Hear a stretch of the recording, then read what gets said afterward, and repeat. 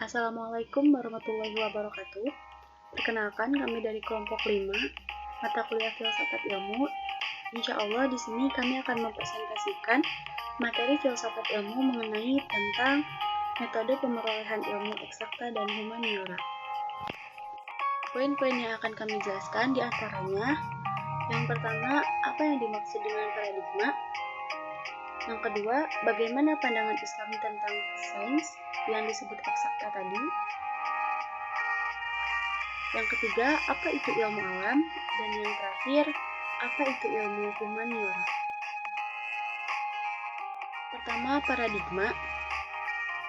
Paradigma merupakan gabungan dari hasil kajian yang terdiri atas kesepakatan ide, nilai, cara yang dipergunakan sebagai alat atau gagasan untuk menilai kebenaran dari sebuah peristiwa, kejadian dan persoalan dengan berusaha mencari dan menemukan solusi dari setiap permasalahan tersebut. Paradigma ini juga bisa disebut sebagai pemecahan masalah dari ide tersendiri dan juga apa yang sudah pernah terjadi. Patton menjelaskan bahwa paradigma dapat dipahami sebagai cara pandang tentang keseluruhan atau bersifat umum baik cara dan konsep yang digunakan. Sehingga arti dari paradigma dalam hal ini adalah sebagai ide yang dapat dipercaya, diterima oleh akal pikiran, sehingga dapat digunakan sebagai alat atau pedoman dalam membangun paradigma sains dan teknologi yang tentunya harus didasarkan pada etika dan moral.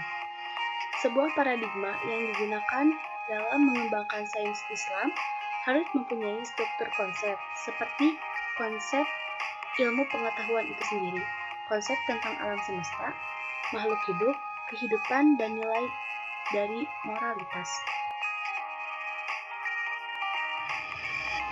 Selanjutnya, bagaimana pandangan Islam tentang sains? Adanya perbedaan paradigma berpikir antara ilmuwan yang berorientasi pada Islamisasi sains dan yang berorientasi pada paradigma sains Islam menyikapi problematika sains dewasa ini.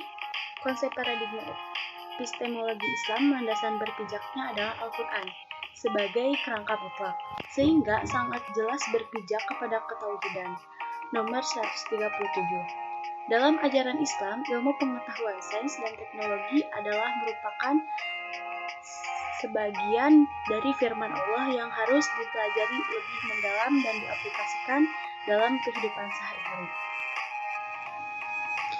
Mengimplikasikannya, adanya sains yang berdampak pada krisis global yang di saat yang sama membuat dan mendorong umat Islam dalam hal ini pada para sains Islam untuk membangun paradigma sains. Sains Islam yang berbasis etika dan moral. Hal tersebut dianggap sangat penting karena melihat kondisi kehidupan umat manusia yang sedang landa krisis global yang dapat mengancam eksistensi umat manusia di muka bumi ini. Secara umum, etika dan moral adalah bagian dari ilmu filsafat atau disiplin ilmu tentang karakteristik tingkah laku manusia atau tindakan manusia. Poin yang ketiga yaitu ilmu alam. Apa itu ilmu alam?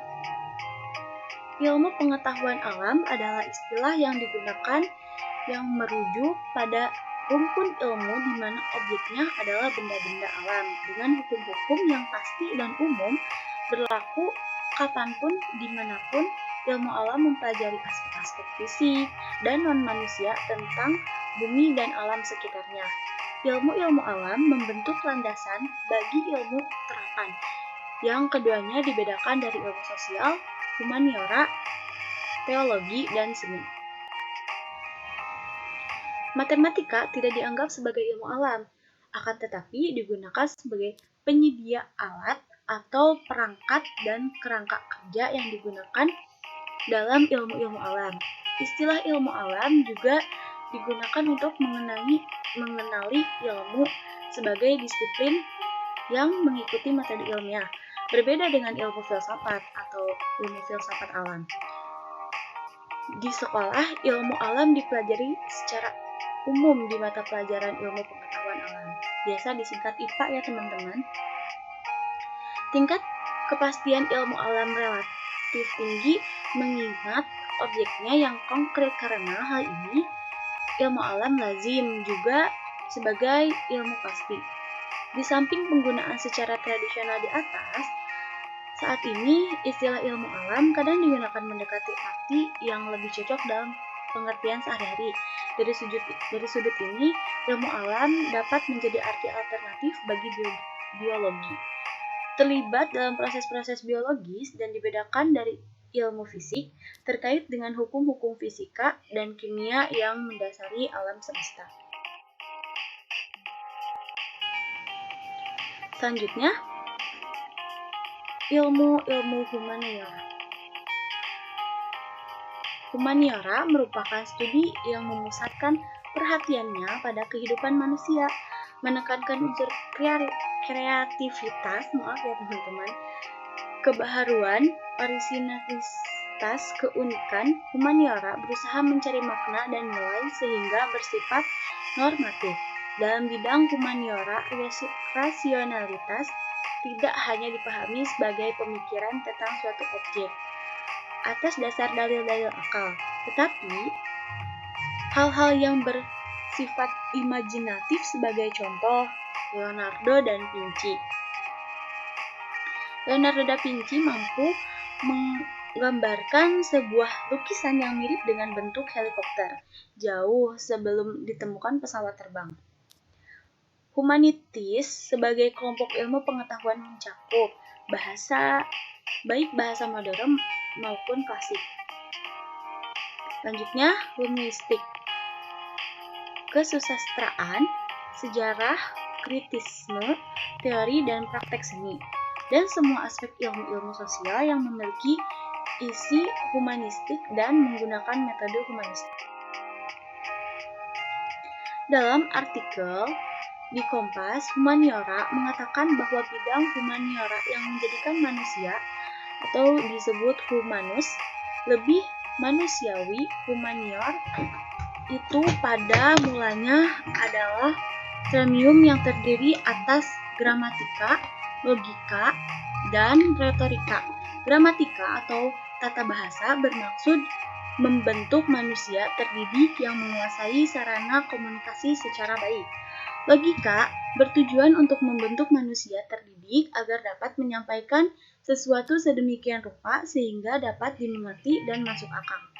Retorika bertujuan untuk membentuk manusia terdidik agar mampu merasakan perasaan dan kebutuhan pendengaran, dan mampu menyesuaikan diri dan uraian dengan perasaan dan kebutuhan. Mungkin cukup sekian yang dapat kami sampaikan. Kurang lebihnya mohon dimaafkan. Wabillahi taufiq wal hidayah. Wassalamualaikum warahmatullahi wabarakatuh.